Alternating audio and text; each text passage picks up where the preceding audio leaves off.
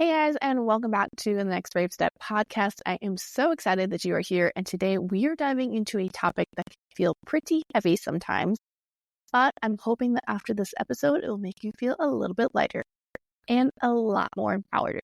So today we are talking all about imposter syndrome. So if you've ever felt like you're not good enough, or that you're not qualified enough, or maybe you're just not ready to take that next big step, and if you're nodding right along, trust me, you are not alone.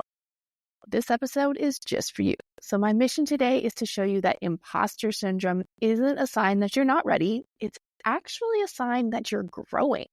And by the end of this episode, you will have some practical tools and tips to reframe those doubts and take bold, confident actions towards your goals. I'll also be sharing about how my one-on-one coaching program can help you overcome some of that self-doubt and step fully into your potential. All right, guys, let's jump on in. Hello, and welcome to the Next Brave Step podcast, the podcast that's all about turning dreams into action.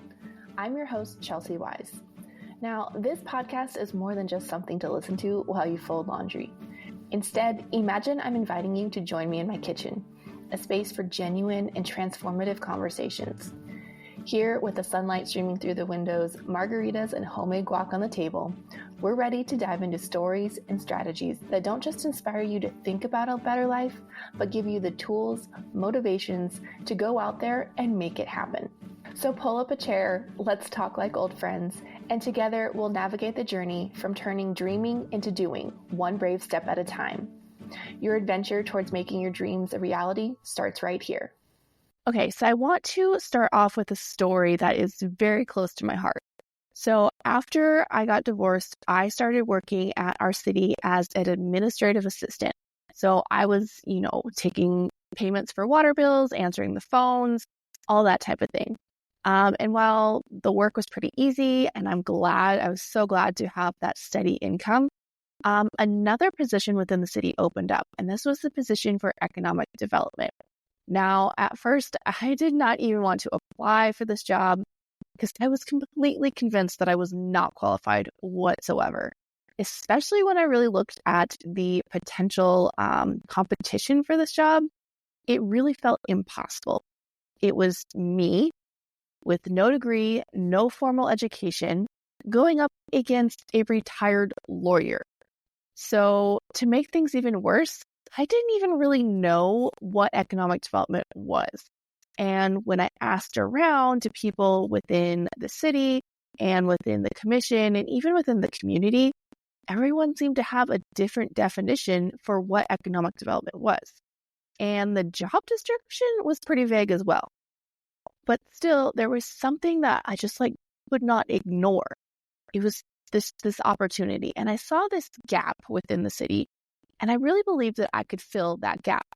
So despite feeling like a total incomplete fraud, I decided I was going to go for it. Now, I poured through data in census data, and I crunched the numbers, and I came to that interview with stats and ideas. Now, I pitched all sorts of ideas, including an entrepreneurship program for the library, and I shared my vision for our community. I didn't just show up to this interview, I owned the freaking room. And guess what?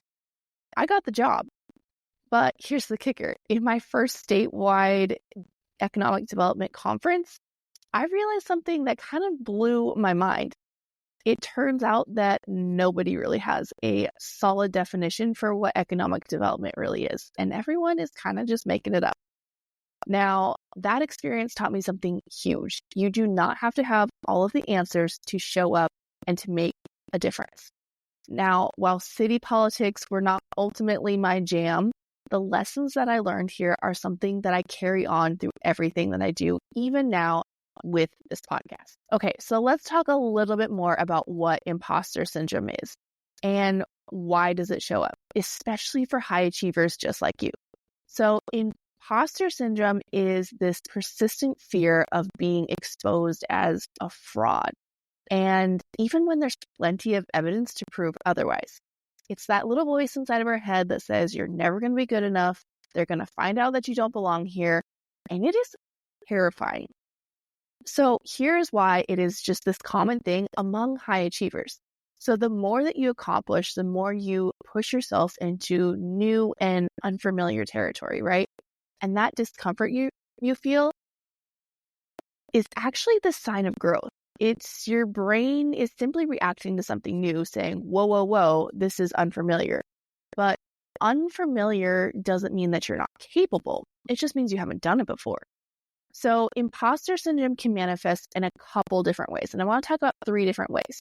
So the first way is when we find ourselves constantly comparing ourselves to others.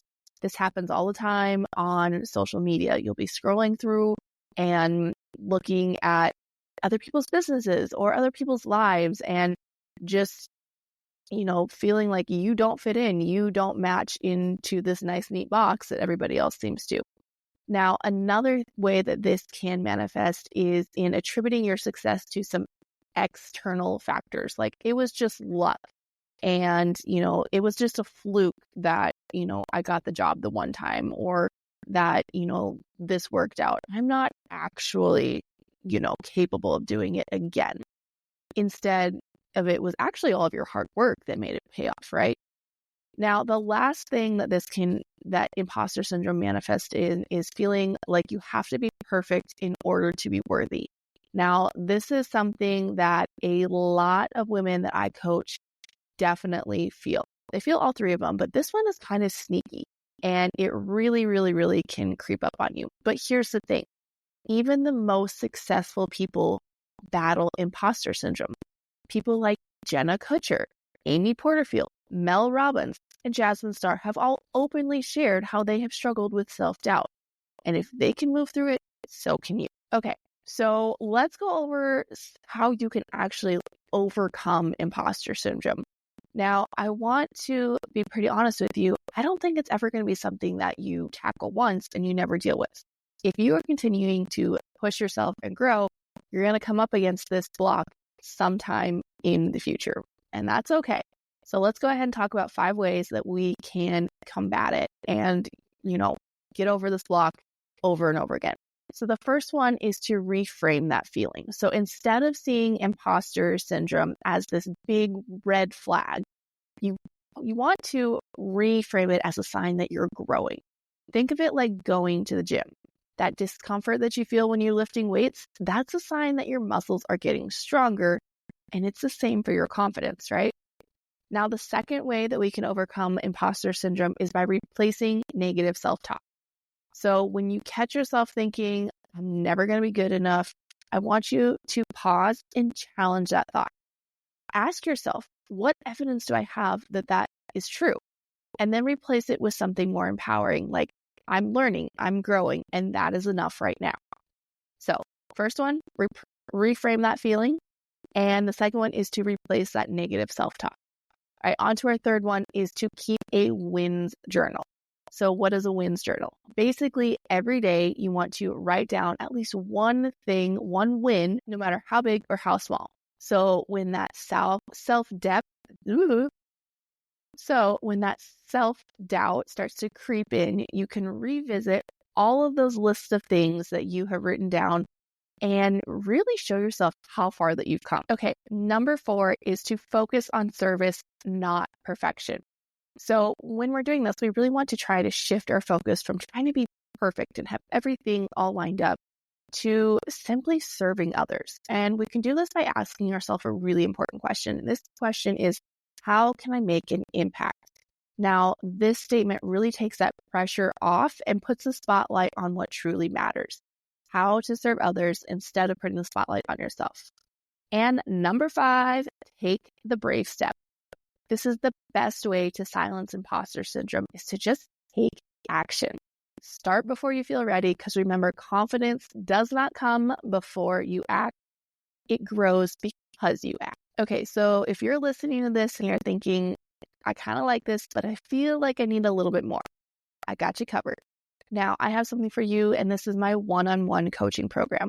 This is a personalized 6-week journey designed for creatives and entrepreneurs who want to stop second-guessing themselves and start making bold moves. Together, we'll uncover your unique strengths and customize a unique roadmap just for you and your goals, and help you tackle those fears that are holding you back.